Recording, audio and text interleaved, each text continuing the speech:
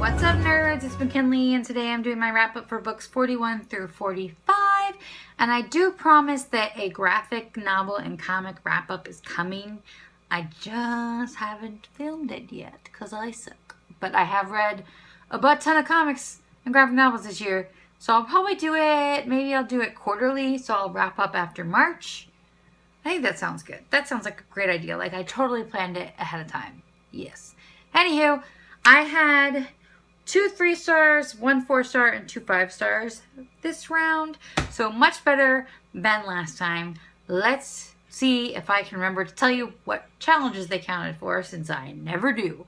But yeah, let's dive right in. I'm at work, so I don't want to know to like look at my gate and see that I'm filming. So I always have to take the camera down when I see someone go by. In case you've noticed an angle change, that is what's happening.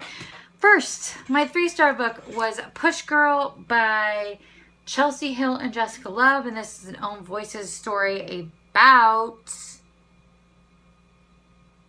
a girl who ends up in a wheelchair. She's a dancer, and she gets in a car accident, and she ends up being paralyzed from the waist down. My issue with this book is that this girl was selfish before she ended up in the wheelchair. So I didn't really like her.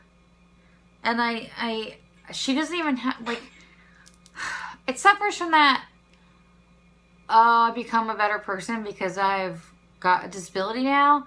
And I just really hate that. Because she was like, she was kind of a shitty person to start. So, yeah, I don't really have much else to say about it. I ended up, like, it was not an awful book to read, but I definitely did not really like the main character. So that's why I gave it 3 stars. But yeah, that's all I have to say about that book. This counted for Diversity Bingo as an MC in a wheelchair. My other 3-star book was Milk and Honey by Rupi Kaur. I don't know how to say her name. This is a book of poetry. As you can see, 2 wrap-ups ago, I also read a book of poetry. I've been just like feeling poetry lately. I don't know. That one poetry book I talked about and 2 wrap-ups ago, I'll link it on the screen, just really got me in the mood for poetry. So yeah, I've heard a lot about Milk and Honey, so I finally picked it up. And I enjoyed it. Well, I liked it. The poetry was really great and powerful, and I would recommend this to somebody who has been a victim of sexual abuse probably, but which I have. But anyhow, it was a lot. It was very uncensored, which is great, but I wasn't prepared for it, I think, going in. So it was just like a really emotional read, but I really, it's like split up into 4 or 5 sections, and I friggin' loved the final section. So I don't really have a lot to say about this one either, but yeah, I'm sure everyone but me knew what the book was about. But yeah, it's very powerful, and the poems are fantastic. It was just a little too sad for my mood at the time, I think is what it is. Because when I'm feeling sad, that would have been a great book to read. But yeah, anywho, 3 stars. My only 4-star read was Inside Out and Back Again by this person right her. I don't know how to say her name, so I'm not going to. This is a book about a girl who basically has to flee Vietnam. This was back just right after the Vietnam War, and she ends up living in Alabama, and it's written in verse. As you can see, it's written in verse, and it's about her trying to adjust to life here. And there's also, like, the first section is about her life in Vietnam. The second section is about her trip to get out, and then the rest is about her time in Alabama. And honestly, I have a degree in English, but I took multiple history classes in college, multiple history classes in high school, and I never learned about the Vietnam War. And this made me want to learn more about it. And I really liked her as a character.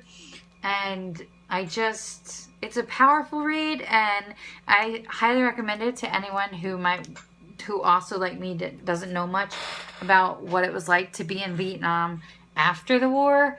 And yeah, and a lot of it was her story. She says in the author's note that a lot of what she goes through, the character in the book goes through, happened to her as well.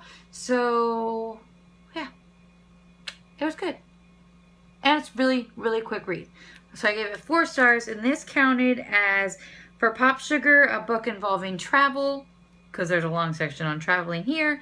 For Diversity Bingo, a displaced MC, because she was basically forced out of Vietnam to flee to America.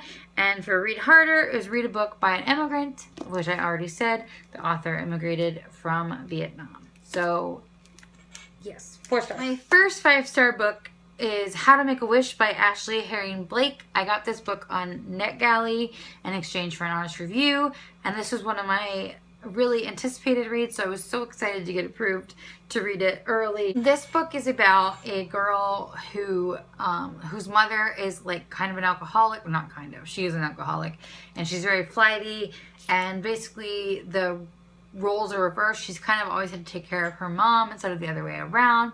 And she's a pianist and really wants to go away to college, but she doesn't know if she can leave her mom. And she's basically, it's about this constant pull that the main character, whose name I obviously can't remember, Grace.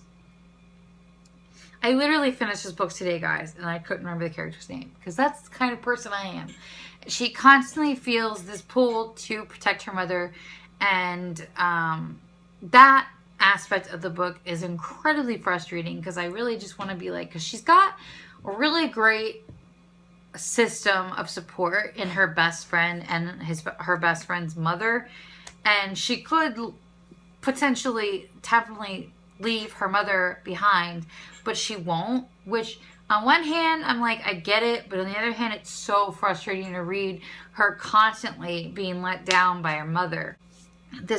Her love interest comes into play because somehow her best friend's name is Luca, and his mom gets custody of Eva, whose mother had died. She became her legal guardian, and that is how the love begins. And our main character is bisexual.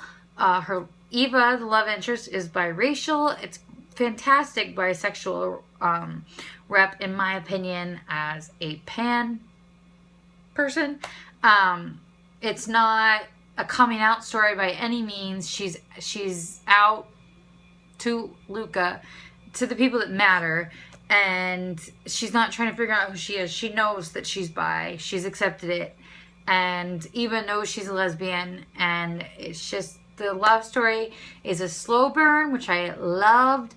It wasn't insta love. It was such a good book, and it was emotional enough, but it also had the fun moments, like enough fun moments that you weren't constantly being beaten down with, why is this mother so stupid? And I love the portrayal of the female-male friendship in it, because yes, that can happen. It does exist. And there was no sexual tension. They were just best friends, and that's how it always was and how it was always going to be. And I just loved this book so very much. I'm so glad that it lived up to my expectations. I'm definitely going to be buying my own copy, because yes. It was full of win.